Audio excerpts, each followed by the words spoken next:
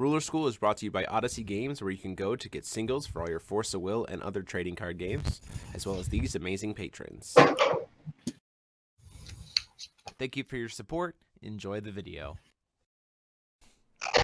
Hey there, everybody. Welcome back after 3 long weeks of Force of Will and 2 trips to the hospital to the Teacher's Lounge, your favorite ever live Force of Will podcast featuring me, Jeremy Franklin, and I'm joined by Aaron Miles, who's been here before, but we have 2 new faces. We have Josh Patton and Joey Schilling. Awesome to be here. Say, what's up, guys? So, as always, as we get started here, as a reminder, if you like what we do here and want to support us, you can consider becoming a member on the channel. There's a link, a little join button down below. You get access to some pretty cool emotes, as well as a little badge by your name, and you get your name in the credits and all kinds of stuff. Or you can check out our link down below for our Patreon, both of which go to help support the channel and ultimately just help us be able to do more stuff. So, with that quickly out of the way, how's it going, guys? It's been 3 weeks. It's going. I'm tired, but ooh, Force of Will's been a trip, man. Yeah, for sure. But we have a big tournament coming up this week, right? Yeah. Nationals. Yeah, in Atlantic City. Yeah. A city that you can only fly into if you fly Spirit Airlines. did anyone actually get a good price on the hotel there? No, I by didn't. the time I got to it, it was too. Yeah. It was all booked up. Yeah, no. I was seeing like 300 for like 300, 400 a night. They raise the prices because if you live in New Jersey and you go to AC a lot, then every now and then they're like, hey, you haven't come in like 6 months. Here's a free hotel room for the weekend. So that's how they afford to do that. Oh. Oh man, they treat their locals nice. They do. I don't think I've ever paid for a hotel in AC because I have a lot of degenerate gambler friends. Oh, jeez, Louise, that's hilarious. Yeah, so ARG doing its big nationals. It's going to be hosting Force of Will. It's going to be hosting Pokemon, Vanguard, Yu-Gi-Oh, all the stuff, and then Argent Saga on Sunday. But it's been has it been about a month or so since that release at this point? Yeah, the GP. It was about the end of May. Yeah, so it's been about a month. So what I'd like to kind of talk about is what, if anything, how the meta has potentially evolved, or if any of you guys have done any work, what this meta has kind of shaped up to as we walk into this nationals environment. Clearly, the biggest boogeyman of the format has been the combination of Layla plus Alter plus Mana Transmuter, and then pick your deck that goes with that. But I'm wondering if any of you guys have done any testing or what you think about how that is potentially going to impact the meta, or if there's something people aren't maybe looking at or should have looked at as they kind of prepare to walk into what is most assuredly going to be the Alter meta. So if you want a hot take on the meta, always ask John Paul Clintworth. I know last format when it was pretty much just Gil, and someone came up to him and calls him, and they're like, "Hey, what beats Gil?" And he's like, "Grimmia combo will do it, but about nothing else." And I was like, "What the fuck is Grimmia combo?" So if you want to know what absolutely trounces an Alter deck, I'm sure JPK has some deck that you've never heard of that just absolutely beats it. But like obviously, it's a slower, it's a mid-rangey deck. We all knew from the get-go, Machines was going to be a problem, Kirik was going to be a problem. Once you start dipping into that 2-color area for like green-white, green-black, green-red, not so much green-blue, or black-blue, I mean, sorry. A lot of people tried black-blue, didn't end up working out how we thought it would. Black-white's probably going to be the most popular, as Derek Muguruzawa did win the event with it, and it probably has the best Kirik matchup. Not to say it has a good Kirik matchup, but out of the Alter decks, probably the best one, but it's still relying on hitting, the off-stone. So these aggro decks are still going to come into play. They're going to prey off of these decks, which have to go harder into their 2 colors in order to beat the regular Alter decks. And it's just kind of going to be a triangle of like mono black loses to the 2-color decks, loses to Kirik, and then Alter, like mono black Alter doesn't have a great Kirik matchup, but you can still, you could bring like the Hanzo or the Chimimi decks and try and beat Kirik out that way. But for the most part, I don't think there's anything too off the wall. Like mono white's out there, people know about it, Machines, things like that. I actually don't know anything about the Kirik versus Machines matchup. I would top of my head say Kirik favored, but not 100% on that. Yeah, that's been pretty. I mean, that was pretty standard before too. Is that like, especially with the way that blue wasn't necessarily playing as much removal as it was, as before, because it just has so many other things to play. And then just Kirik's like, oh, well, I'm also playing things for 1, only my thing's a 9/9. Yeah.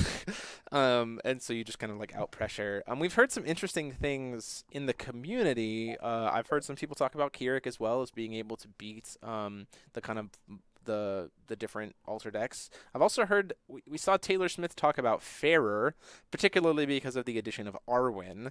I haven't really done much testing of that. We're actually recording it this week, at least the Fairer deck for the channel, so I'll be interested to see how that plays out, because we were able to get a playset of Arwens thanks to Happy Little Hug Factory. But it definitely seems like the weakness for alter decks is just decks that could just throw down a massive amount of damage in the early game, is the kind of way to kind of push it out, as it were. I really hope that nobody actually winds up bringing Fair, because all the Kirik decks are going to struggle against it. That's honestly one of the biggest matchups that Kirik just cannot succeed against, ironically. What is the reason why? Can you tell us a little bit about that? Just you're able to actually drop things down early on and constantly keep Will open. You're able to play Fair Spell. You're able to play Lorite. You're able to play Last Days. You're able to play Agony. And the Fair deck has a lot of room to be able to just kind of splash techie cards in and then be able to open up extra will to play cards like Ruin Story effectively, as opposed to having to leave 2 will up. It feels like you only have to leave 1 will up because of your elves untapping will. And then when Fair winds up flipping, he applies a lot of pressure, which is one of the big problems with Kirik, is most of the decks struggle right now because they don't put enough pressure on Kirik. And so Kirik's able to just keep grinding for burn spells and eventually burn you out. But Farrah can actually put forward a lot of pressure to kill him in return. So it becomes just extremely problematic. And then, of course, like the classic green sideboard with Last Days and Agony coming in game 2 and 3. So yeah, for sure. I can see that. And Kirik can't run Sandstorm. Well, at least, sorry, he can't always have Sandstorm in hand. I can't imagine Fair showing up to this event well. So if you look at the decks, they're all black, right? You know, it's black tears, and I feel like that card is something that people are citing for machines, and some people even main decking, and it just accidentally destroys your Fair deck. Yeah, for sure, absolutely. It is definitely it is a very high risk option to try to consider Fairer. It is interesting, however, to me that just before Fairer is about to rotate, suddenly he's like, hey, I'm here. I mean, Fair dominated a very small format where it was after the release of the first set of the last cluster. Echoes, yeah. It was red, green, Fair. It was like after Worlds, after Fox, Hook, and Prissia got banned. With like and before set stuff. 2, before we had Lorite and other World Dreams and all that. And it was like red, green, Fair, and nothing else. So like we all know that Fair is broken. It's still like in the back of our minds, but you know, once Lorite came out, sure, you know, that kind of shuts it off. But like Lorite's very out of the meta at the moment, as outside of like a one of an alter decks. But if you look at the numbers from the last GP that we had, there were 3 Chimimi decks and 1 Hanzo deck in the tournament. That's nothing. There's no green decks out there. Even if you run into one of them, you still win the event. Yeah.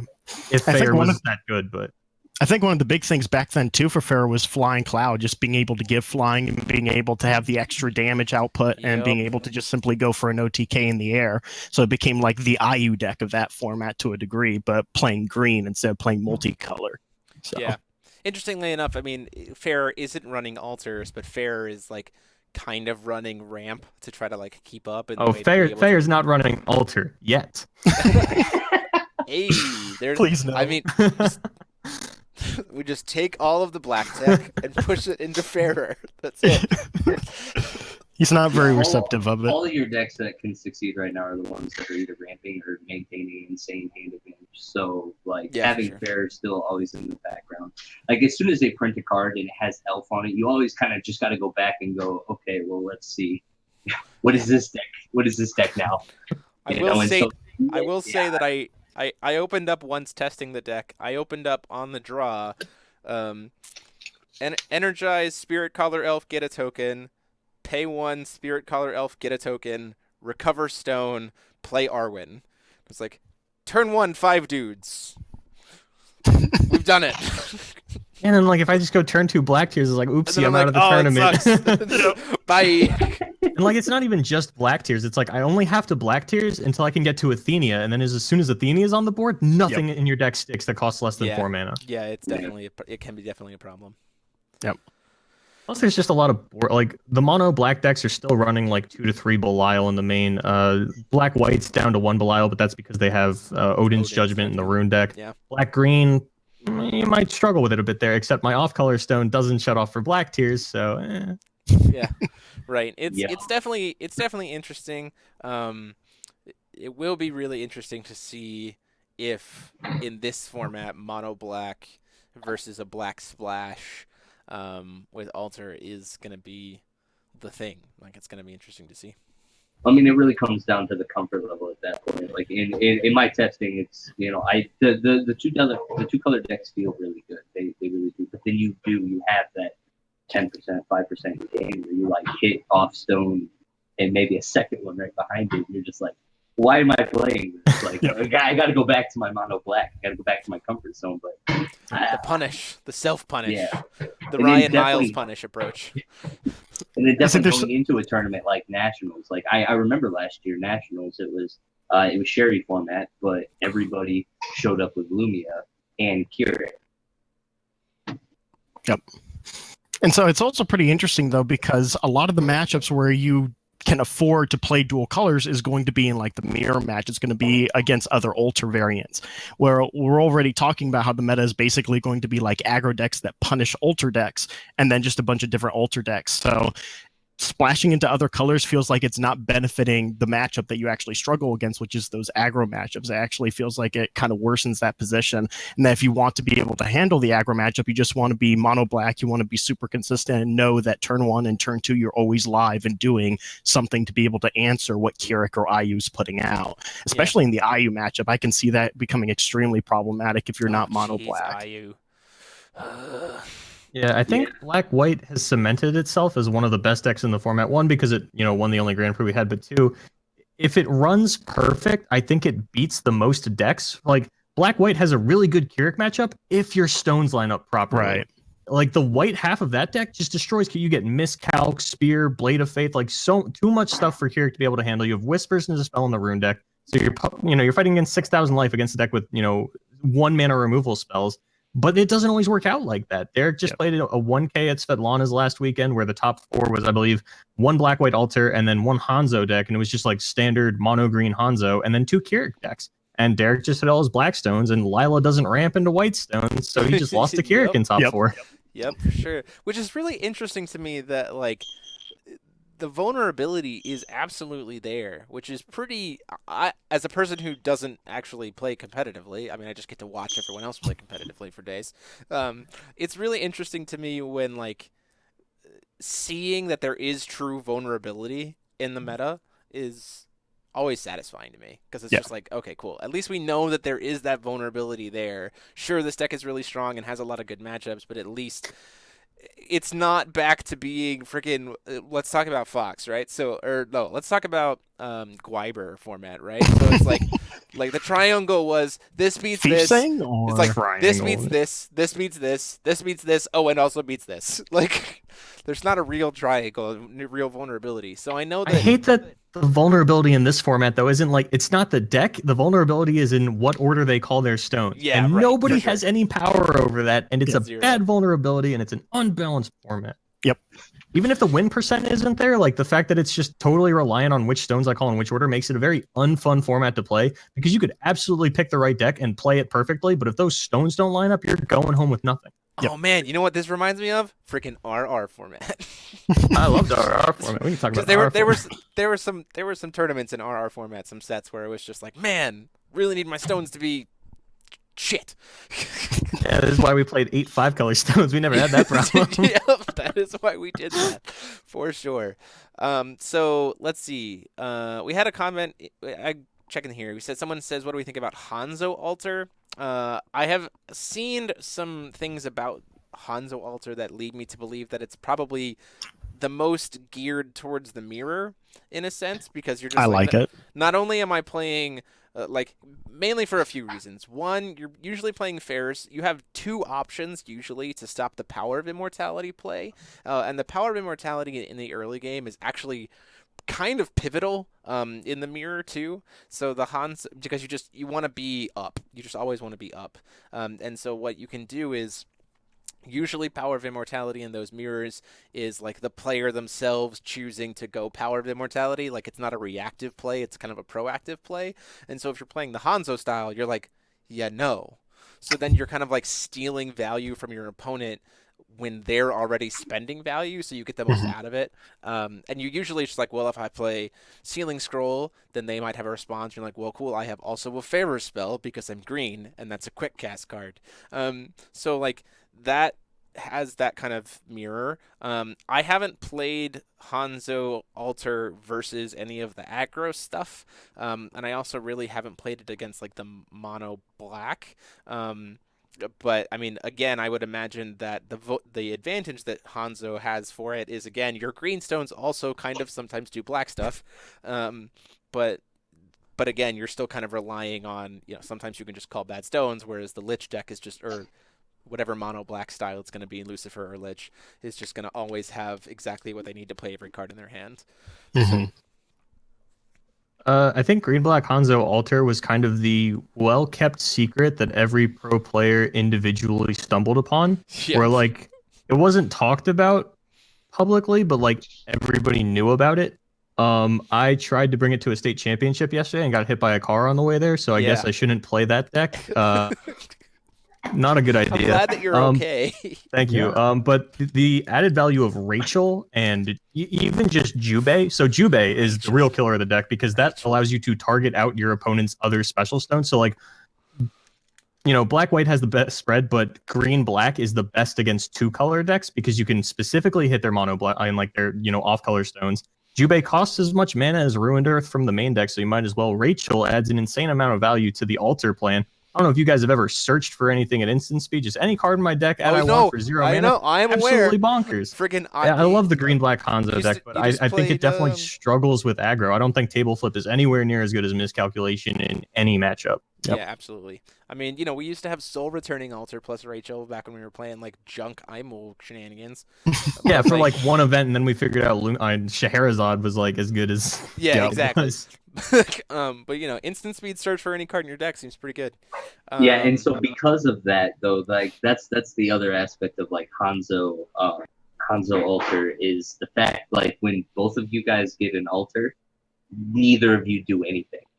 You get to a point where it's like, all right, you're both there, you're both waiting. Yeah, you're just like first one to do it's getting screwed, right? Because then you're getting low-righted, and so it like the Hanzo Alter.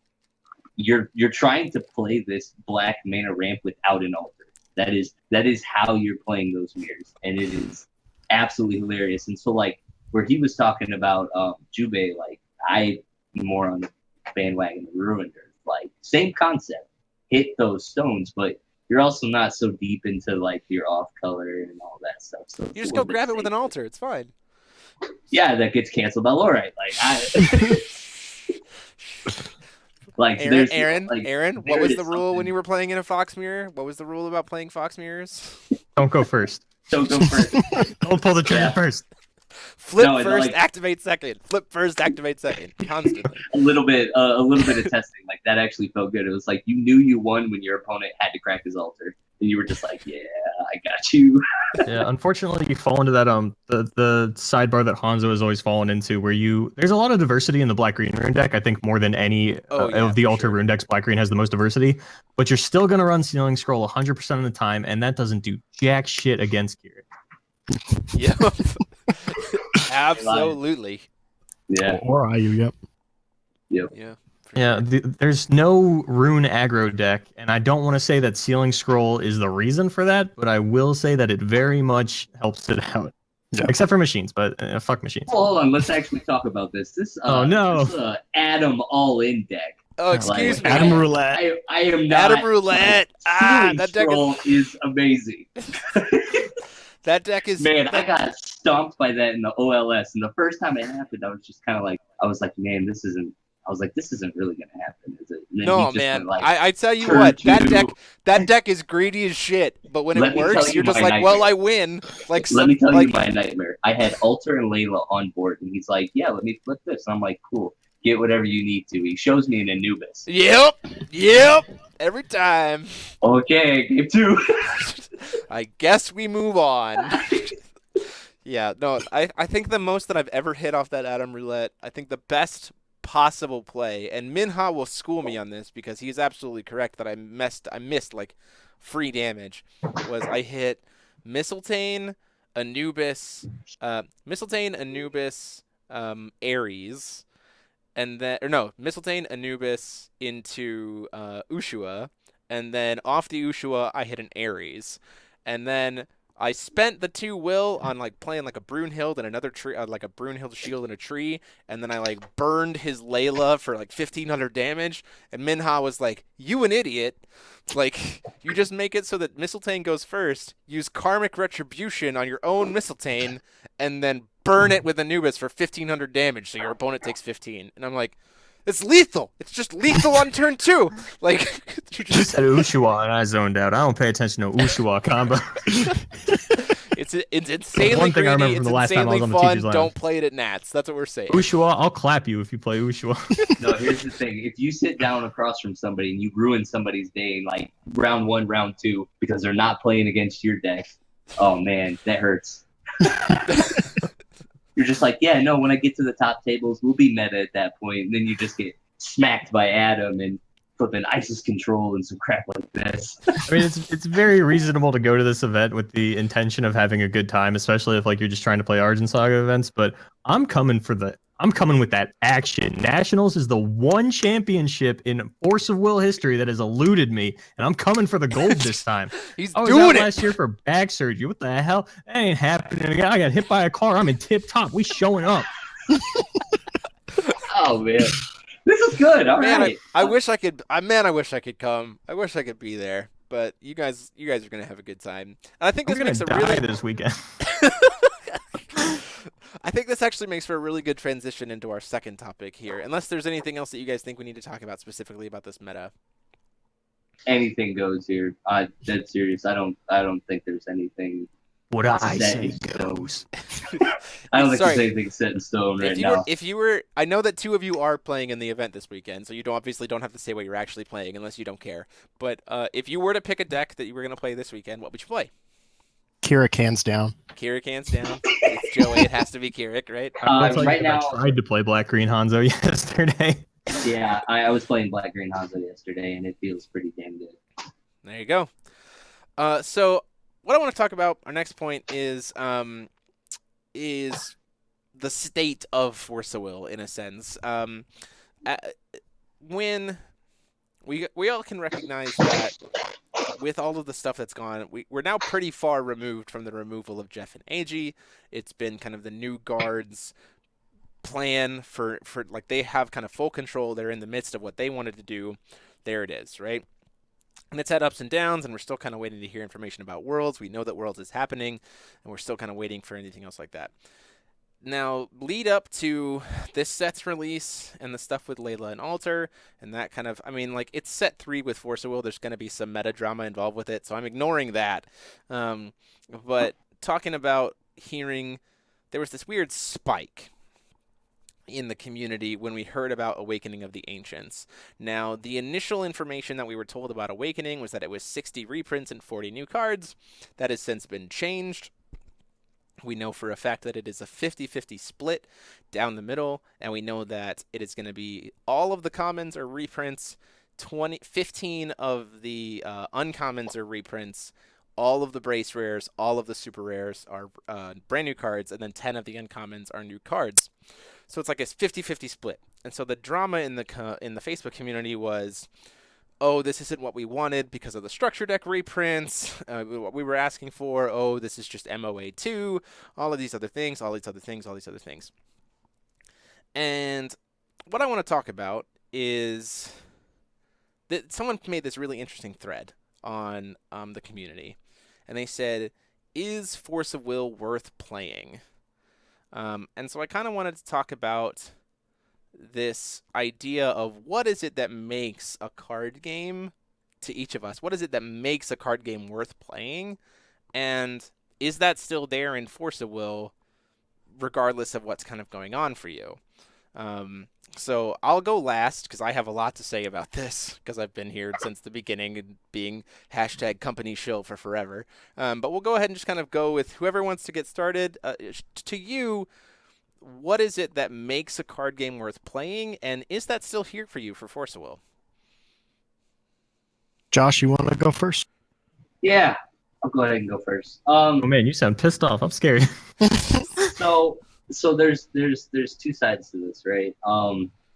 I can definitely say from personal experience, I was very pissed when the management change happened. And at the end of the day, I've talked about it before. Oftentimes, human beings express a lot of negative emotions through anger, even though they might be feeling sad, they might be feeling depressed. It usually always comes out in anger, and so like. That's what we call a surface level emotion. It's almost like you went to school for that. I did. So, like, obviously my natural emotion was anger, but it was honestly because I was hurt. I was very hurt because my heart and my soul is in this game, and so like I had to really do some evaluation because around that time it was like, all right, we're either gonna bail on this game and jump into something else so that we're not wasting our time anymore, or we're gonna ride this, right? And so as of last week, we decided, that we're gonna ride this. I texted Brandon Bremont, I think it was last weekend, and I told him, I said, if they stop printing cards, then what we're gonna do is we're just gonna pick somebody's house. And once a year, we're going to fly there, and we'll spread out the houses, and we'll make a little yearly circuit, and we'll just do a fake, like, Worlds tournament every year, playing with old cards, and we're never going to let Force of Will die, because the game is better mechanically than any other game that I have played. It is better, it is a better personal challenge than any other game that I have played. Like, I love the fact that Aaron is super jacked to go to nationals and that he wants to win as much as I want to win. I need people like him in the community to keep me driving so that I can win over people like him, like to have Shade. And so like for me, I need the competition. I need the game to be I need the game to allow me to be the best that I can be and not let it drive itself. Give me the play lines, give me the opportunity to mess it up, give me something worth fighting for. And then also throw a community behind it that is just the most welcoming, the most loving community that I've ever been a part of. Like, as you know, the first event that I traveled for, I went up to your locals, Jeremy, and I stayed at a man's house named Josh, who I'd never met before in my life. Met him on your Discord channel. I was like, hey, I'm traveling up. And he's like, cool, I got a bed for you. And I'm like, all right, cool. I gave my wife the address, and I'm like, here, if I don't come back, have the cops search here first, right? To be fair, I did offer you my house first. I'd have done the same thing. But yeah, and this is just the kind of community that it is, right? So with all of this, the game is just totally worth it. There is no other game that has ever hit all these aspects that this game has. And because of that, I will continue to play and continue to buy until they stop printing cards. And I will probably not play another game until this one goes away forever. The goal is that this sticks around long enough so that when my baby boy grows up, he can be playing it with me. So yeah, the goal is to have my children and your children play against each other in this game, and we're just like, come on, you gotta beat them. Like from the sidelines, we're commentating. Oh man, that's it. We're gonna do a feature match where Josh and I commentate over our children playing this game. That's the goal. Bingo.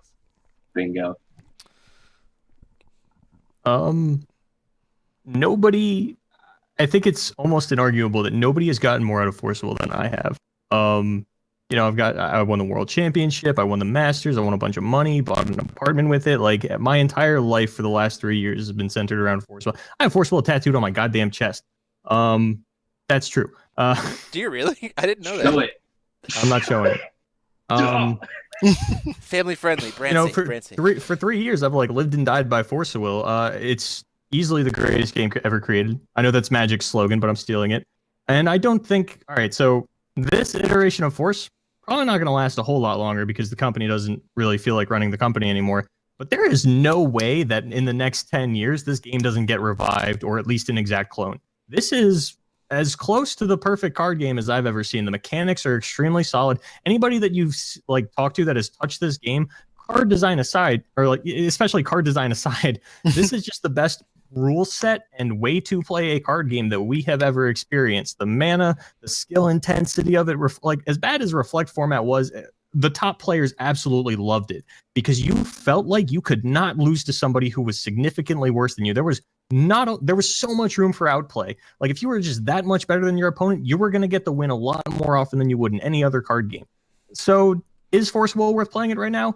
I'll tell you, this game's coming back in a big way in the next 10 years or so, and maybe the old cards will be legal. You know, you might as well pick them up. Epic Stories. Shout out to Frank Klosser and Brandon Bremont for maintaining that because that is it's so much more fun than EDH because you still get to play like you still have the Force Will mechanics there. There's so many cool stones and stuff like that. So many cool commons and uncommons that are playable only in this format. And that's why I don't really care too much about the set 4 drama where it's like, I can't tell you the last time I played a comma in standard because I don't pay attention to rarities. But I can tell you that I'd rather have full arts of the starter deck cards for my Epic Stories deck.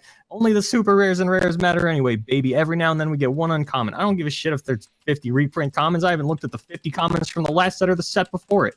You know, I'm ride or die, baby. I'm here till it dies. I'm not going to Worlds this year. You can miss me with that unpaid stuff. But, if they decide to revitalize it and, start flying people out to Japan again, then I'm all for it. This game has changed my life for the better in a million different ways. And I can never, thank it enough for that. But as far as, is it worth it to travel to events right now? You're not going to get your money back if that's what you're asking. You could win the event. You're not going to get your money back. But if you're in your hobby to make money, this is definitely not the hobby for you. Like go, build robots or something. I don't know, sell lemonade.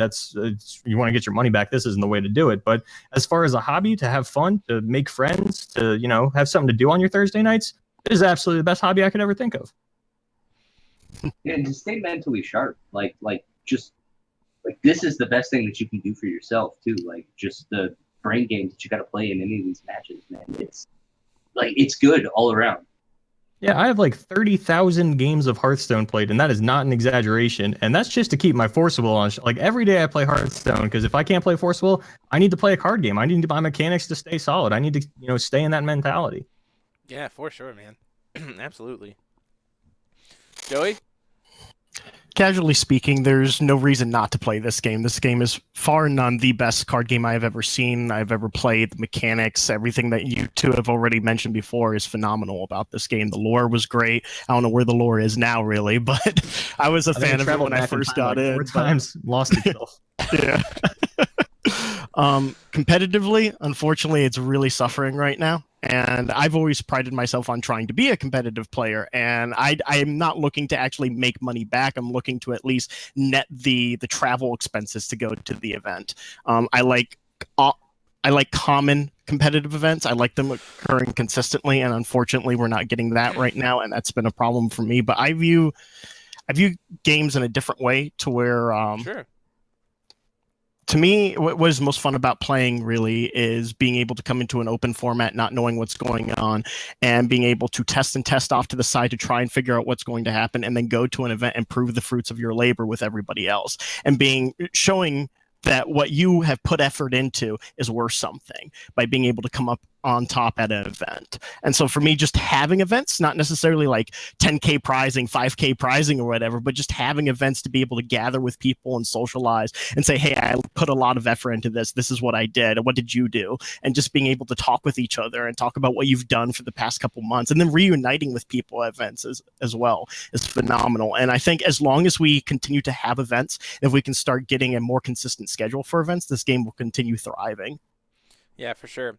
And I think it's interesting that there's this kind of common theme across all of your stories in different ways. I mean, in terms of how it's impacted and stuff like that. But ultimately, I mean, the tagline of Force of Will is connect, right? Is connecting us with the world, with everything else. And you're all talking about in some way, shape, or form, like the connection whether it be like in just jamming games with people or being like having that interaction of like recognizing that, you know, that you can outplay things and do that in this space. You can recognize your own skill through that connection with somebody else, whether it be the connection to reunite to talk about like the fruits of your labor and kind of ping ideas off of each other, whether it be connecting with people just to like enjoy and have a good time and share stories and like all of that kind of stuff. Like the connection is there. And I think honestly, you can have the most perfect mechanical game ever, but if the connecting piece isn't there, if the people aren't there, I think that I mean, why? Like, it doesn't even matter at that point, right? You have a game that no one is playing because the people aren't there. Like specifically this game too is like, and anybody that's still in it and still writing this game, it's almost got like a brothers in arms kind of mentality to it. Like everybody like that you see now is like been through the ringer, right? There hasn't been a lot that they haven't experienced, and I need to get a matching Aaron Miles Force of Will tattoo. Yeah, you right. gotta show it to me so I can get my matching one. Oh, Man, the other Miles brother, I see his chest. Catch me an AC. I'll take my shirt off. Yeah, what's Sorry, that Josh, movie we have to bring to your room? We gotta watch. Skyfall. There you go. We'll be doing that in AC. Excellent. But yeah, no, it's like you can come in completely off the street right now, and if you say like, hey, yeah, I really like Force Will, like, you're gonna be greeted like, oh, thank God you're here. Oh man, like, oh, we love you for loving this game. Yes. Welcome to Valhalla. Here's a drink. Come, please play. Like it is such an amazing situation that we're in right now. Just everybody that's here is gonna keep grinding, and we're just gonna ride this thing all the way to the end. And so hopefully it never ends. Yeah. So for me, it's that question is like so weirdly loaded because I have actually been in literally every single position that you can possibly be in this game in terms of as a player, right? I started as a casual. I very quickly became an advocate. I have been a content producer. I have been a team member, a team captain. I have been a competitive player. I have been a worlds participant. I have been a staff member. I have been a volunteer. I have been a traveling independent streamer. Like, I've hit the gambit. The only thing I've never been is a vendor. So, like, because I don't have the cash flow, so I can't vend. Like, that's it. But, like, I've seen so much from this game, and really it has been the thing that to me makes it that this game is worth playing is that in every single one of those positions that I've ever been in, I have been paid back in dividends, not financially, but in experiences and friendships and funny stories and laughter and making a fool out of myself and like doing all kinds of crazy stuff and dealing with drama. And that's not a paying in a positive way, but it's still like I've grown as a person in dealing with it. So like there's a maturity piece that comes with that. Like I've learned technical skills. I've, you know, like all of these things. Force of Will has paid that back. And it just also happens to be the most fun game I've ever played, right? So if my entire history with Force of Will, even in spite of the drama, has been growth and connection and learning, and I've also had a shit ton of fun while playing it, like for me, regardless of the company drama, regardless of what cards are printed, like that makes it worth it, right? Because if my experience up to now has been so much good, there's nothing that tells me that I won't probably get more good, right? And so for me, it's like that's what makes it worth playing, is because I have the history of knowing that it will be good, and so I can have hope that the future will continue to be good. I don't know how that will look, but I can still have the hope, and I think that's just, I think that's what makes it, right? This person posted this video, and I'm gonna post it in the chat because I'm not going to steal their video, and it's a link directly to their channel and everything else. It's going up right now. You can see the link. This person made a video. It's just like a Force of Will anthem. And Josh knows, like, I have been hyping on this song. Like, I probably watched that video like 60 times the day it came out. This is a good video. Just like someone posted it. I don't necessarily know the person, but there's a link to the video, and it's this song that I don't really know, but the chorus is like 100 bad days makes 100 good stories, and like that is Force of Will. Congrats. Like that is absolutely just like my story of Force of Will. There's been awful days, but every single one of them has turned into a good story at the end, and like I can't knock it. I just want to keep going. So Yep. it just is what it is. I'm seeing some posts in the people in the chat talking about enjoying the card. You know, Sparkles Gaming talks about all the interaction. That's what finds the most fun. Private Public 77 is calling Aaron out, thinking that there isn't a tattoo. Let's see. To me, it's just about fun. I thought about moving just to be in a city with a play group. Like, yeah. I can actually talk on that real quick. Actually, if you want to actually step up your Force of Will game, travel. Like even like you don't have to drive all the way to forever or whatever. Just find some weekend, like a release weekend or something. That's really what I started with, and drive like an hour or so. Go try to hit like some other event, right? Get out of your locals if you're blessed to have one. Like if you're blessed to have a locals, good for you. But like even if you do or don't, travel for this game and you will be rewarded handsomely. Yeah. Like, once you get that out of the gate, then you'll get the bug. Then you'll be jumping on planes. You'll be traveling places. You'll be doing cool things and playing a card game. Yeah, I don't know what everybody's like personal limit is for events, but like the states I was headed to yesterday is about an hour and a half, hour 45 minutes away. It's actually the store that the PAGP was held at. Locals died in Jersey like a year and a half ago, but like there's states in New York City that we hit up a lot. It's like an hour 45 away. So like, me and my play group are used to traveling like an hour and a half plus for like states events. We go down to Maryland, Pennsylvania, New York. That's about the hard limit for us. Like we probably won't drive more than 2 hours, but apparently that's a lot more than a lot of people are willing to go, which like it just seems so normal to me. Like this is such an enjoyable thing. Like if I can have a day doing a competition in Force Will, like that's how I want to spend my day.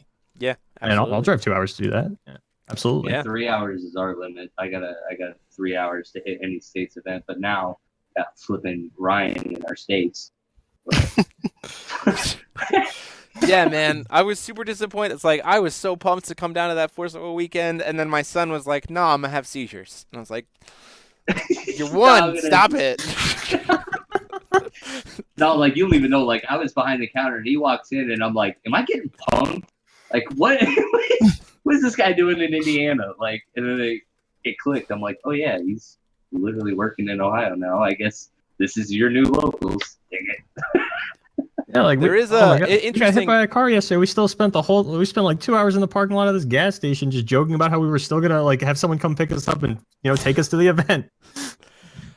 So for those of you who are, I mean, like if you're interested, talking about travel, the 7th of July, there's details here in the chat. Someone's posting about it. Hyperion CG. So Top Cut Games in Chicago area on the 7th is hosting, because it is the 7th day of the 7th month, a Seven Kings tournament. So it is going to be Conqueror format, and you can only use the original Seven Kings rulers as your ruler in that format.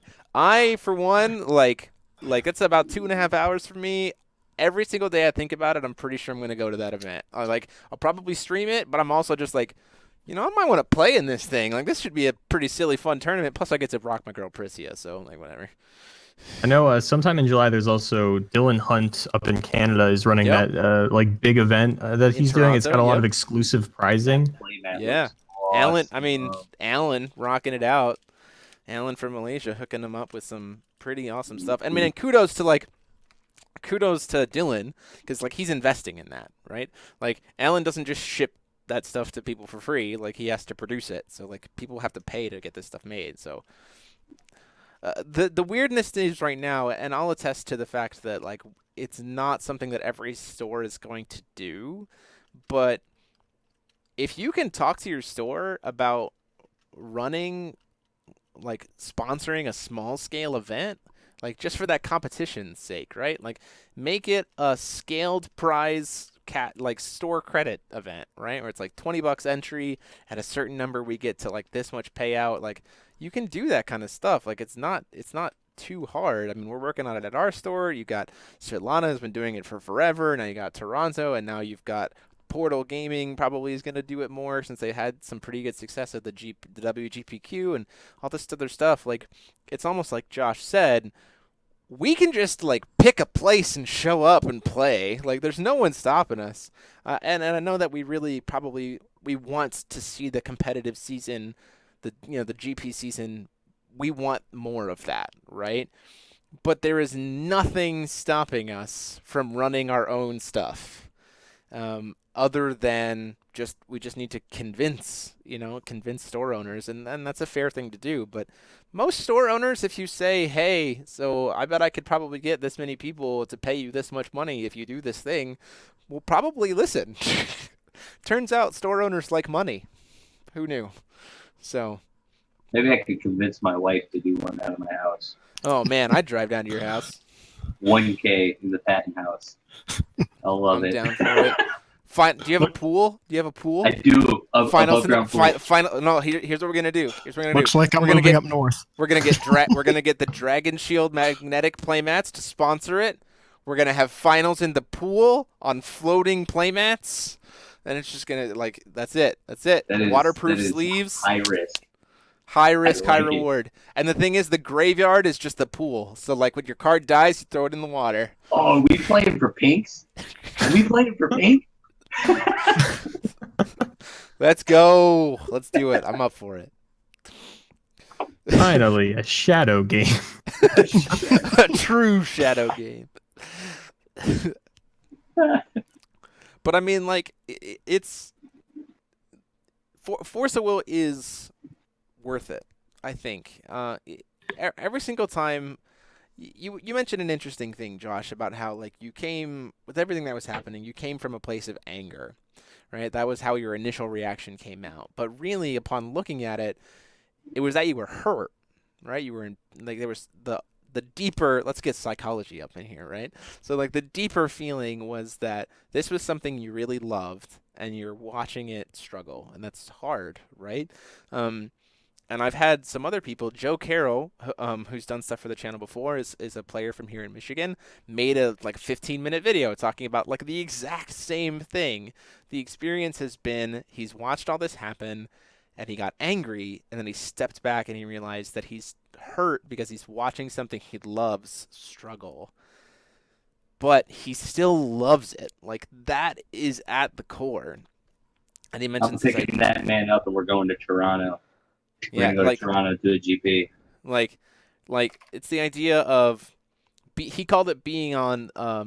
If you see a city that's on fire, you don't go into the city and pour oil on the fire. If you want to save it because you love it, something that's on fire, you get in line on the bucket brigade, and you start pouring water on it because you love it. And so, like the thing that why I wanted to talk about this tonight and why it's important is I think. That question of is Force of Will worth it? I would just encourage everybody who's watching to think about what makes Force of Will worth it to you. And if that's still there, you don't have to go anywhere. You can still make that stuff happen. That hasn't gone away just because of what's been going on. And I just think that's something that the community needs to hear. So that's my psychology. I'm a shill moment. Jeremy's a shill. He's just gonna. Okay. He didn't even get paid for that. That's the. I didn't even get paid for it, we man. That's the fucking Force of Will mantra. We didn't get paid for that. We didn't get paid. That's true. That's true. That's true. I am getting to go to Worlds card this games year, are an expensive hobby. If yeah, man. If you don't have money, don't play card games. That's an unfortunate reality. It's the reality that I tell the people all the time. It's like going to anime conventions, right? Like, sure, you love anime conventions, but if you're going to complain about money the whole time, maybe don't go to anime conventions. Yeah. And if you are going to an anime convention, I know you got money. Buy deodorant. Yeah. Or bring Force World tournaments. I know it's a cheap game, but I'll bring deodorant if you need it. You can message me. I won't tell anybody either. I don't want to put you on blast, but like, I'm bringing an extra stick. Call for stone. Pay one. Play deodorant. Slide across. Like, call for Oh, jeez. We tried getting Jake Wood. We tried getting a shop to let us play and let us give them money to play. It was going well until they started gouging us $8 for buy-in with less prizing. People would enter for a chance of paying $8. People wouldn't enter for the chance at paying $8 for 0 prizing. That's correct. People aren't going to do that. Probably just at that point in time, just host your own events.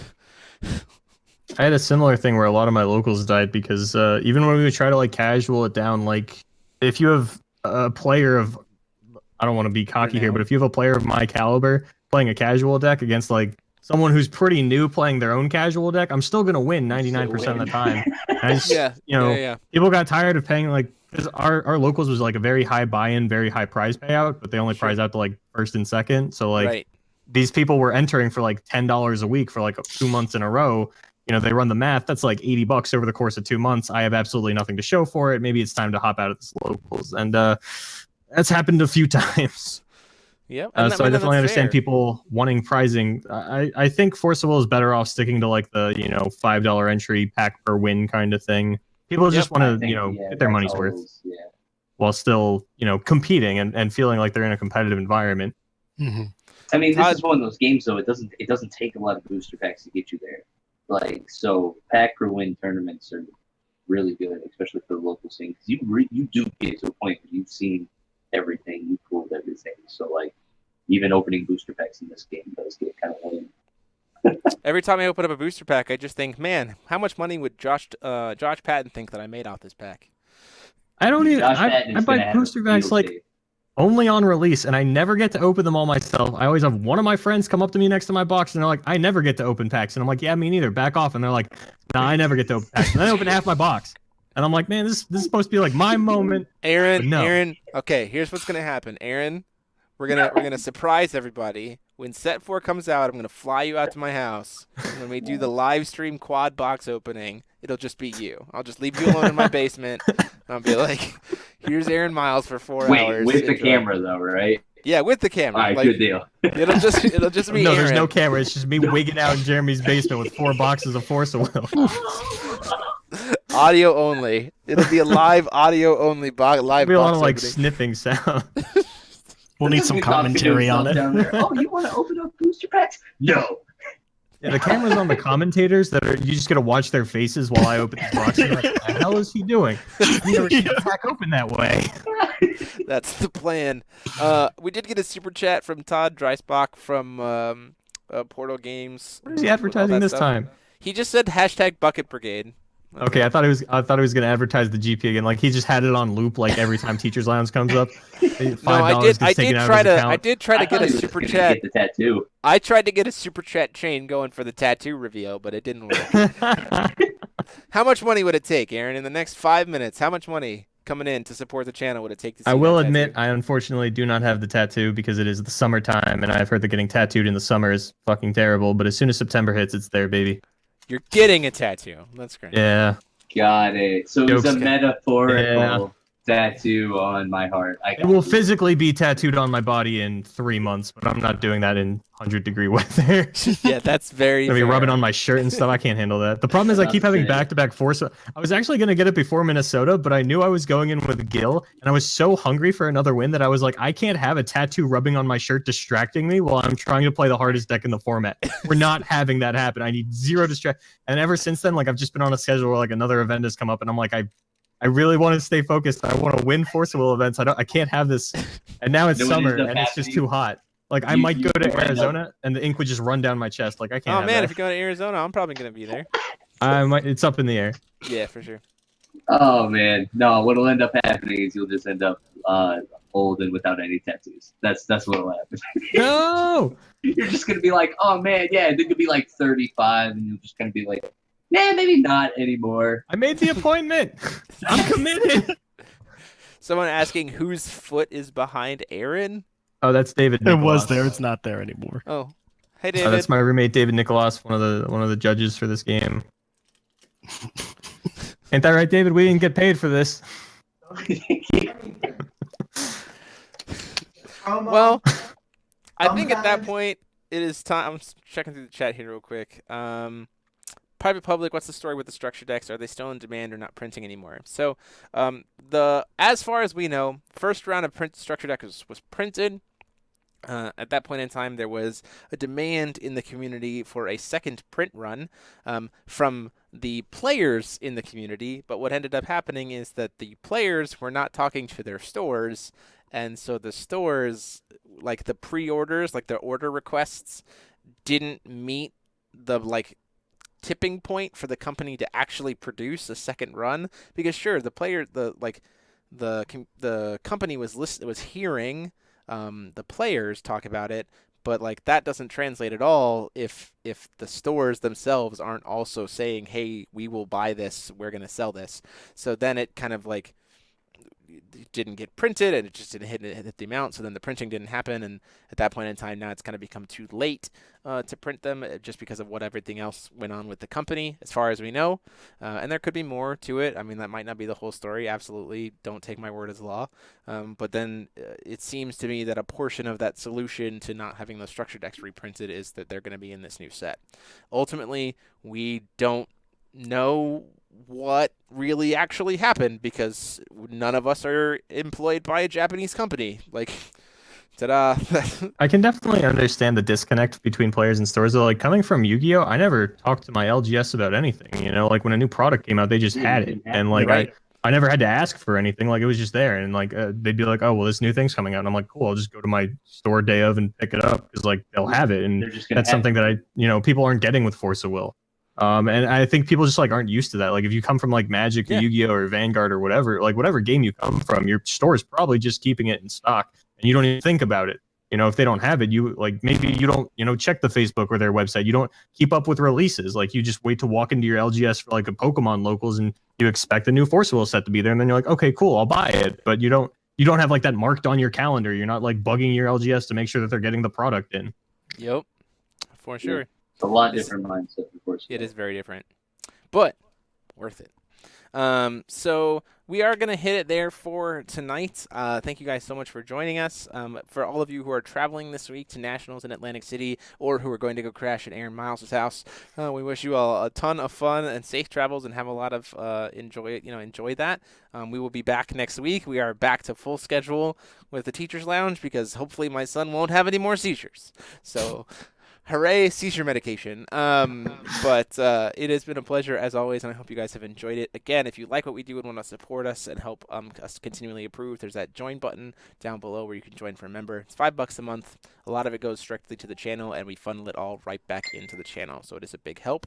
But until next time, this has been myself, DMO73, and today I have been joined by Aaron Miles, Josh Patton, and Joey Schilling. And we'll see you all next time. So until then, class dismissed. Mwah.